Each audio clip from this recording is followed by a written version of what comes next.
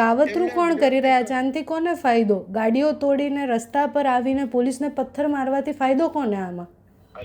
વાત એ છે કે જયારે ત્યાં ગંગારામભાઈ રોનીમાં વિનંતી કરતા હોય કે 5 દિવસમાં સારું થઈ જાય, તો એ જ શીતલબેન, તમે શીતલબેન કહ્યું, શીતલ નહીં, સીતા નામ છે ને, અમારા વિસ્તારની જ છે.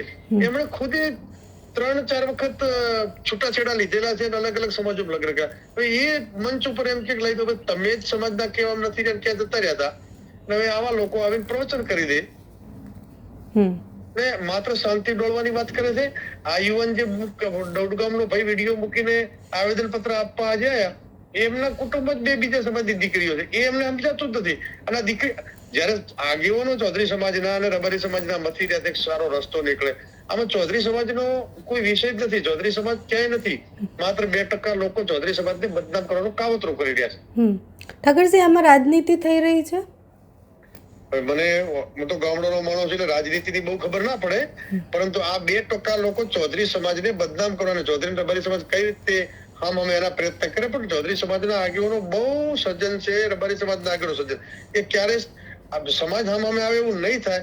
આ 2% લોકો, તમને નથી કહેતો, આ જે વિડીયો બનાવે છે એ ભાઈને તમારે પૂછવું જોઈએ કે તમારા પરિવારમાં 2 દીકરીઓ છે, એ પાછી આપી દેશો તમે બીજા સમાજની લાવી છે? પેલું તો એ કરો ને. જે માણસ, શું હું તમને કહું કે આ લોકોને માત્ર શાંતિ ડોળવી છે, આમાં રસ જ નથી. માત્ર શાંતિ ડોળવાનું શું કરવું પડે?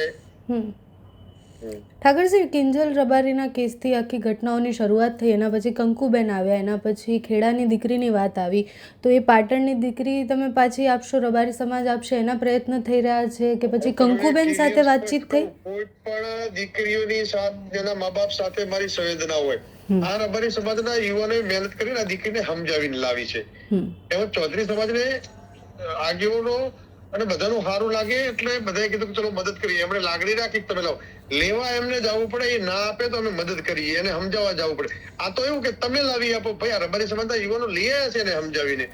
આ તો સીધા ટોળું, અમે ટોળું લઈને ક્યાંય નથી ગયા, તો ટોળું લઈ અને સીધા હુમલો કરે છે. પાટીદાર સમાજને અભિનંદન આપું કે વરુણભાઈ હોય, દિનેશભાઈ હોય, એમણે સતત ફોન ઉપર બધાથી સંબંધીને વાત કરે કે કઈ રીતે રસ્તો નીકળી શકે. આમના કોઈ ટોળા ના લઈ જવા શકાય. અને આ 2% લોકો કરે. ચૌધરી સમાજ આમાં ક્યાંય નું, અને ચૌધરી સમાજના આગેવાનો આ બાબતે ક્યાંય નથી, સમાજ પણ નથી. માત્ર 2% લોકોને સમાજ વચ્ચે ગુજરાતની શાંતિ ડોળવા માટેના પ્રયત્નો કરે છે. એટલે કેસ તો એ લોકો ઉપર થવો જોઈએ કે આજે જે ખોટી શાંતિ ડળવા માટે આવેદન પત્રો આપે, શાના માટે આપવા પડે? જયારે આગેવાનો મધ્યસ્થી કરી રહ્યા છે, પછી આવેદન પત્ર આપવાની ક્યાં વાત આવે છે?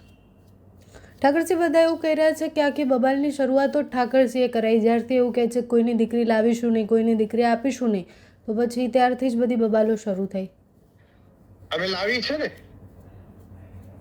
અમે દીકરીને સમજાવીને લાવી છે, એમને સમજાવીને લાવવી જોઈએ, પરંતુ હુમલા ના કરવો જોઈએ. ઠાકરસિંહ રબારીએ ક્યાંય હુમલો કરવાનો પ્રયત્ન નથી કર્યો. અમારા સમાજનું ક્યાંય ટોળું ભેગું નથી થયું. એ 10,000 ભેગા થઈને 2,000 લોકો ઊણ ગામ ઉપર ચડીને જતા રહ્યા. અમે કોઈના ઉપર ચડીને નથી ગયા, કોઈના ઉપર અમે હુમલો નથી કર્યો. એવી પણ વાતો થઈ રહી છે કે બબાલમાં તો રબારી સમાજના યુવાનો પણ હતા, ગામના બીજા લોકો પણ હતા, પણ એમાં રાજનીતિ થઈ અને કોઈ પણ યુવાનો નતા. આખા 2,025 નું ટોળું પથ્થરોની ગાડી ભરીને લઈ ગયું છે, ગામ ઉપર હુમલો કર્યો છે. રબારી સમાજની સર્વ સમાજ ઉપર હુમલો હતો અને એમાં પોલીસની ગાડીને ટક્કર મારી છે, પોલીસ ઉપર હુમલો કર્યો છે. પ્રજાની ક્યાં વાત જ નથી આવતી. ઠાકરસિંહ આમાં શું કરશે વચ્ચે? ચૌધરી સમાજના આગેવાનો સતત સમાધાન માટેની 4 દિવસ પહેલા મારા ચૌધરી સમાજના 25 આગેવાનો જોડે મીટિંગ થઈ છે, પરંતુ આ 2% લોકો વાતાવરણને ડોળે છે. ત્યારે 2 સમાજો કે કોઈ પણ સમાજ વચ્ચેની ભાઈચારાની ભાવના છે એ તૂટવાની નથી. માત્ર 2